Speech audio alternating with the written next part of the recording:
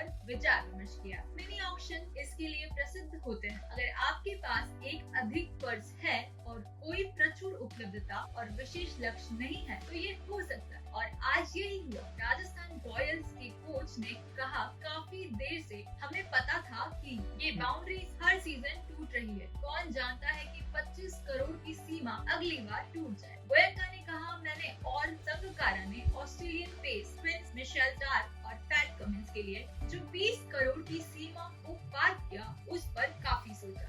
IPL के लिए ये एक महत्वपूर्ण कदम था, खासकर जब 20 करोड़ पहले वर्ष में लीग का पूरा वेतन जाता था, यानी कि 2008 में ये $5 मिलियन था और बिजनेस 40 करोड़ का था। इसके इंसेप्शन के 15 साल बाद आईपीएल बहुत आगे बढ़ गया है। पहले वर्ष से रेवेन्यू में बदलाव हुआ है। प्राकृतिक रूप से खिलाड़ी के रेवेन्यू में भी इंक्रीमेंट हुई है। नाइट राइडर्स के सीईओ और एमडी वेंकी मैसूर ने कहा, जिन्होंने स्टार्क को 24.7 करोड़ में खरीदा। स्टार्क को निश्चित रूप से सबसे महंगा खरीदा गया, लेकिन बाकी K S Bharat 50 lakh, Chetan Sakariya 50 lakh, Angkrish Raghuvanshi 20 lakh, Ramandeep Singh 20 lakh, Sherfane Rutherford 1.5 CR, Manish Pandey 50 lakh, Mujeeb Rahman 2 crore, Gus Atkinson 1 crore और साकिब हुसैन 20 लाख। इनकी खरीदी उनकी बेस प्राइस के बराबर थी। टीम ये तय करती है कि वहाँ इससे अलग किस तरीके से काटना चाहती है।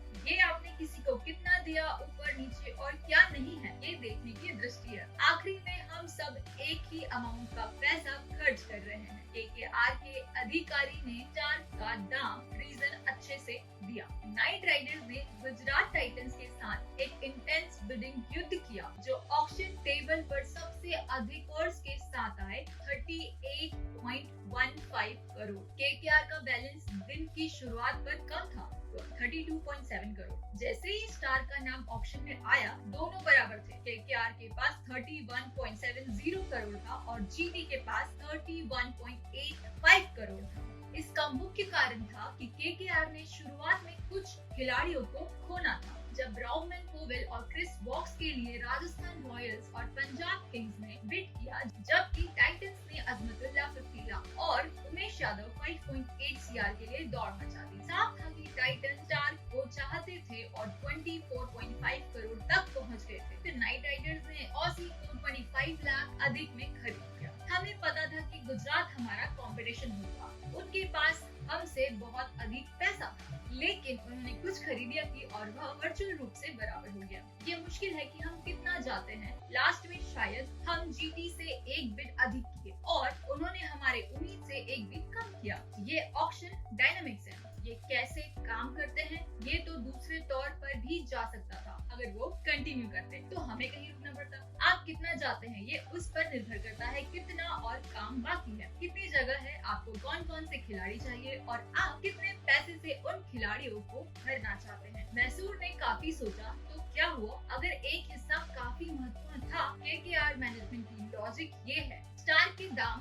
24.75 करोड़ का 25% है टोटल पर्स 100 करोड़ के कंपैरिजन में, लेकिन उनका ऑक्शन के प्रति दृष्टिकोण बहुत आसान था। एक रेवेन्यू है और वो 100 करोड़ है। सभी 10 टीम्स के पास यही है। जब सब ऑक्शन से हो गए और चले गए तो सब ने 100 करोड़ खर्च किए, ज्यादा नहीं और कम भी नहीं। इस सब में खूबसूरती ये थी कि मैसूर के अनुसार उन्हें वह खिलाड़ी मिल गया जो उनको चाहिए था। भाग्य ने नाइट राइडर्स के लिए हिस्सा लिया, लेकिन इरादे और दृढ़ता का भी कुछ अलग भाग था। पीछे देखो तो कोविल और वोक्स को नहीं पकड़ना चाहिए। एक्चुअली में नाइट राइडर्स को स्टाफ के लिए निधन रखने में मदद की, जबकि टाइटंस जो शुरुआत में ज्यादा समय के लिए चुप थे, शायद अपने पहले खिलाड़ी के लिए देर तक इंतजार करते हुए बेहतर कर सकते थे। लंबी बिडिंग युद्ध के बाद मैसूर और विक्रम सोलंकी ने एक दूसरे से गले मिले, लेकिन टाइटंस के चेहरे काफी खफा दिखाई दिए, जैसे कि मैक्सिमम पैसा लेकर ऑक्शन में आए थे। टाइटंस ने वह खिलाड़ी जो उनको चाहिए था उससे हासिल नहीं कर सके। ऐसे ही इंटरेस्टिंग इन डेप्थ कवरेज के लिए सब्सक्राइब कीजिए सुल्तान भाई टिप्स को और हमें 30K तक पहुंचाइए। अपने फ्रेंड्स को शेयर करके और लाइक करो ताकि वीडियो ज्यादा से ज्यादा लोगों तक पहुंच जाए।